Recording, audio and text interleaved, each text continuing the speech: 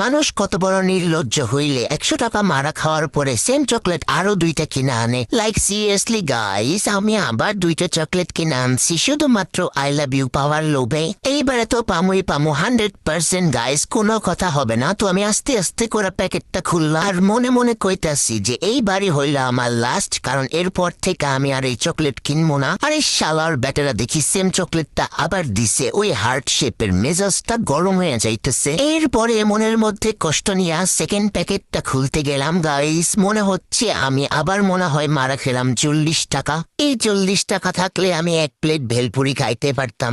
দেখা যাক গাইস এইবার কি হয়। কইয়া আমি লাস্টের প্যাকেটটা খুললাম। খোলার পর আমি ভাবতেছি এইবারে তো পামুই পামু। ওমা, দেখি এইবারে অন্যটা দিছে। এইটা কোনো কথা? আর জীবনে কোনোদিন এই চকলেট আমি কিনবো না।